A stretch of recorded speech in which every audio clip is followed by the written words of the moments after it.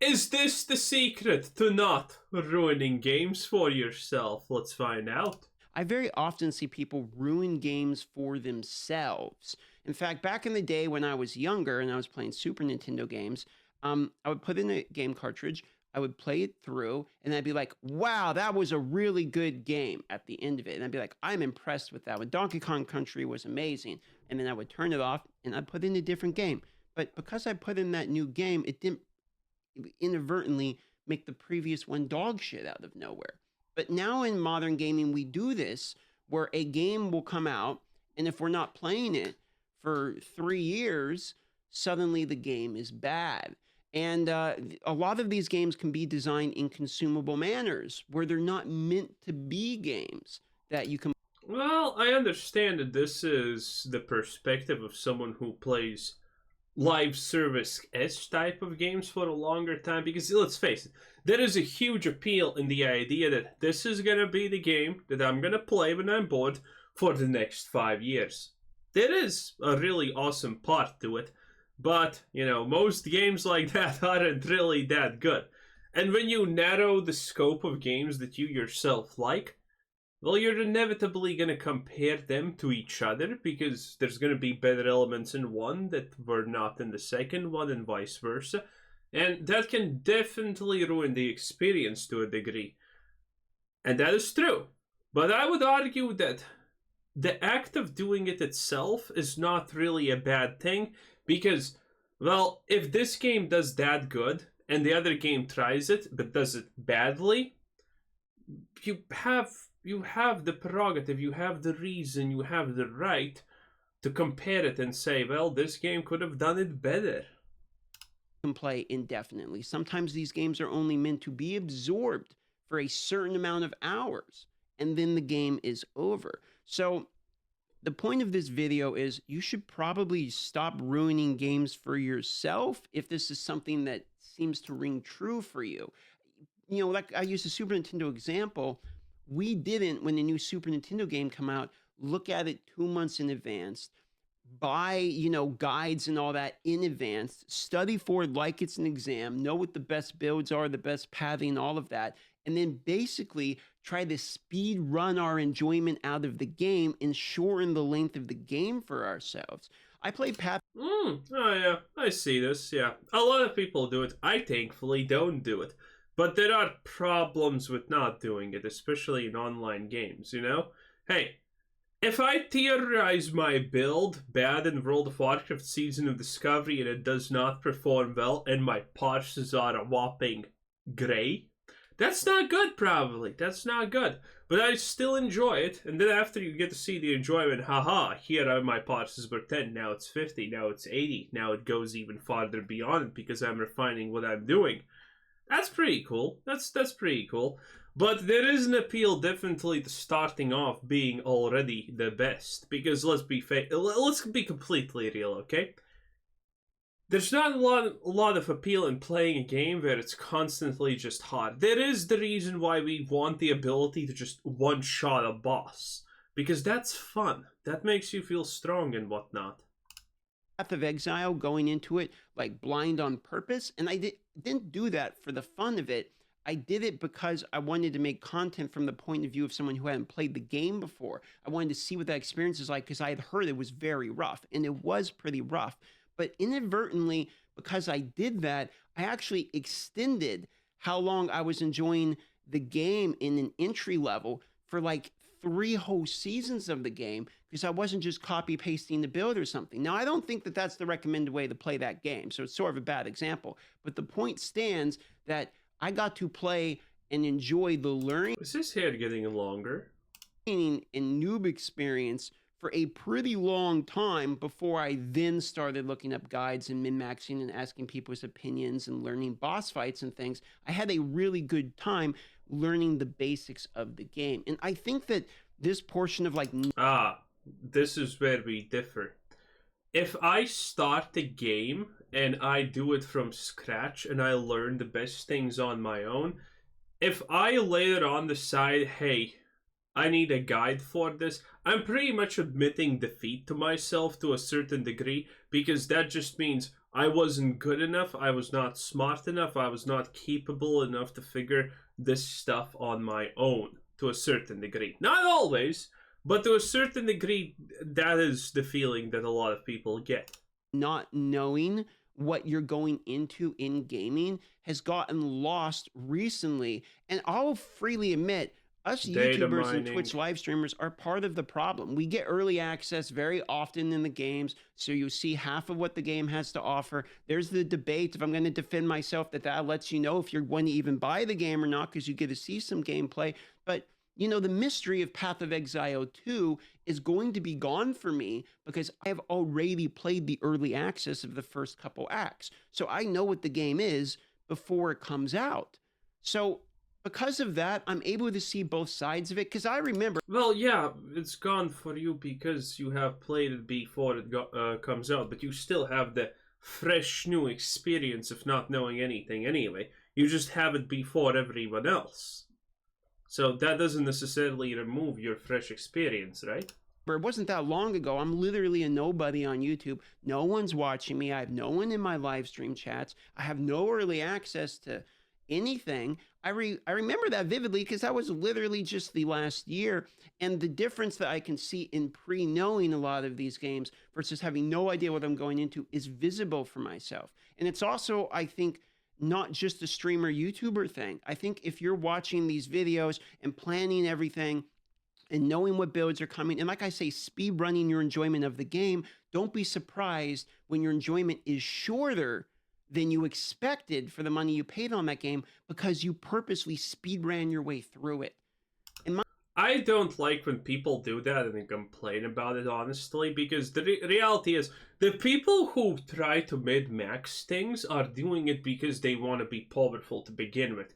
And, you know, experience most of the things without setbacks and whatnot, which is a completely fine way to do it.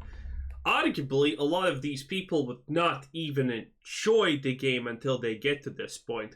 So them looking up a guide, looking up all the data mines and theory crafts and whatnot is not really a detriment because without that they would arguably maybe not even enjoy the game to begin with and never get to the point where they can enjoy the game and just kind of dump it because it's trash in their opinion. Which is this completely depends on how each person likes to play games and interpret them. There is no right or wrong answer in this situation. There is just, hey, this is a way you can play things and enjoy things, and maybe you do it that way. In my opinion, you don't need to be the best in games. You don't need to be the top 1% unless you're competitive. Then this video doesn't mean anything. If you're the type of person that's, you know, a League of Legends. Bruh, the people who try to be the top 1% are currently playing World of Warcraft Season of Discovery and literally fighting amongst themselves who can press the two buttons on a hunter the best currently, okay? Or making whole raids around the warrior who can have all the buffs so they can get the best parts. Oh my god. Okay, I'm gonna use this. I'm gonna use Dragonfire Chili. I did 100k DPS and that was 500. And I'm the best because of it. Oh my god. The top 1% is hilarious. Player, all your enjoyability comes from climbing ladders, etc. I have friends like that. I can understand. God bless you. Go have fun, blast, be competitive. But if you're someone who just enjoys games because you like games, then speed running your way through it and purposely trying to get good before you even have your hands on the game can have an inverse effect than what you're trying to do. You're looking into a game because you're excited about it and you're looking forward to play it. But looking into that... This is where you don't need friends. This is where friends ruin you. Because imagine all of your friends are, I want to be the top 1% parser, and you're like, I guess I'm gonna do that too. Then it cannot be enjoyable. But again, it's like, okay, if you want to be the top 1% parser, go ahead. I have nothing against that. All power to you. If that's what you think is fun, that's fine. Hey, if you want to get Dragon Bread Chili to get 500 extra DPS, do it. I'm not gonna say no. In fact, go ahead. I personally won't do it, but it's fine if other people want to do it, which is the hilarious part. Game so far into the future and hyping yourself up and planning out all of this stuff is very often going to make the game worse for you. And then at the end, when you're done with it faster than you thought, you're going to be disappointed feeling because you thought, I was so looking forward to this game and hyped myself so much up and knew so much about it that I thought this game was going to go. I mean, technically true. Then you run out of stuff to play. And when you run out of stuff to play, you download Fallout 76 and play it for 5 minutes, and then you think, oh my god, this is shit. That I'm currently looking forward to Season 4 in Diablo 4, okay? And that's bad, because again, I am still of the opinion that this is the last season that Diablo 4 is even going to be relative, because there is no fucking coming back from when you squish all of your itemization into a literal plus 10% damage, plus 20% damage, plus 40% damage, lines of text that is complete dog shit. Okay, there's no coming back from it, but even I want Diablo 4 because, at least it will be fun for a week or two, probably, because there's a bunch of things that are new and feel different. Go forever. You can both build a level of ridiculous expectation on yourself as well as remove the discoverability and enjoyability from games at the same time by looking too much into them too soon. So this ties to multiple facets of conversation I wanted to have today. One is it's okay to quit a game because games are, in my opinion, consumable by nature, by a lot of these. And the history, at least my personal history, I can only talk for myself, but my personal history of gaming has been picking up a game, playing it, and quitting the game.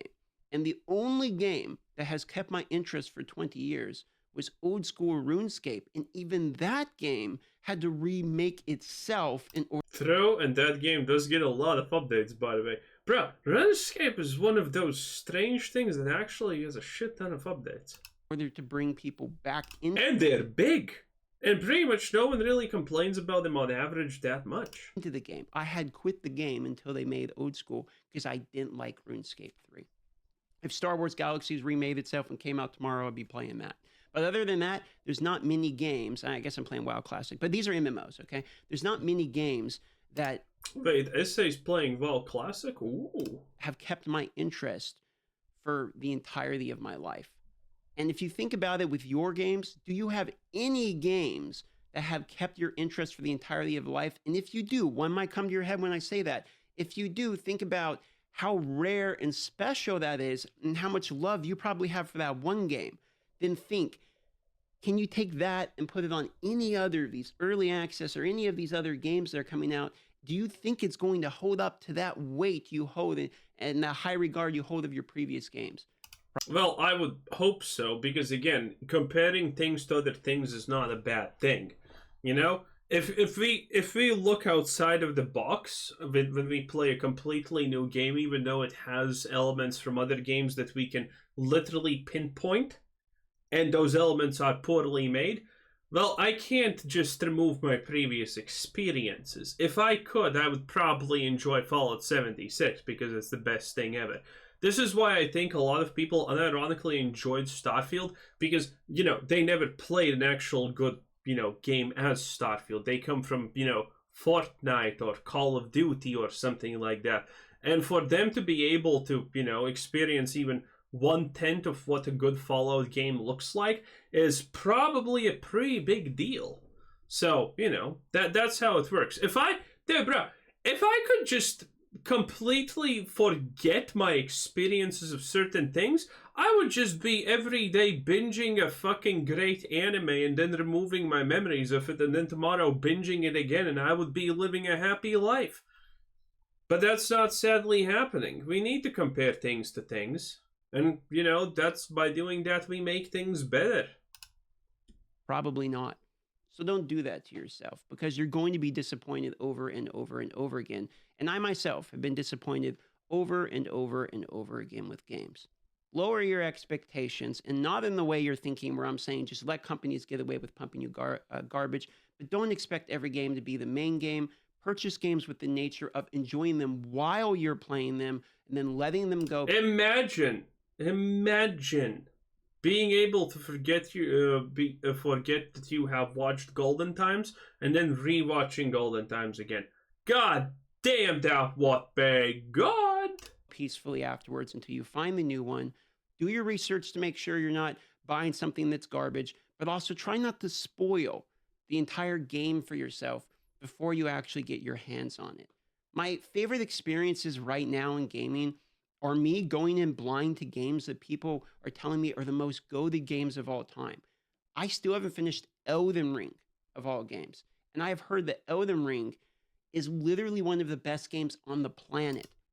Okay, real talk. Yesterday, before going to sleep, I was thinking, is it time to actually get back into Lost Ark? Whoo! You know, experience that Brel Shah's a foot cinematic, you know? Is it time? I was thinking, man, it would be so absolutely amazing to play a Deathblade again or a Lancer. Oh boy. But then I composed myself and decided no. But man, that would be good. I would enjoy, dude. Okay, Lost Ark, real talk. I would have probably went back to the new servers if they allowed me to keep my collection levels. Because, bro, I am not. I had a 100% Unatas completion. I had 99% Makoko seeds. I was missing 2. No, actually, I was missing 1 at the end. I think I did the 1. In the first Brel Shah's story dungeon, I didn't have the one that you were supposed to get in the first boss room. I didn't have that. And I missed 1 seed behind the last battle in Gesbro, which I am never fucking picking up. You can't make me do Gesbro again. Okay, I am not doing that shit. Just saying. It's a pain. I don't want to do it. I hate life. And, you know, a lot of other things were 99% collection level. It was great. I am not redoing that collection log again, ever. No way. No way I'm getting 100% Punica again. No way I'm doing any of that garbage. 100 clamshells or whatever, snails or whatever it was called. Not doing it. Relax, Chief. But if they would let me keep my collection log, then maybe. Maybe, you know?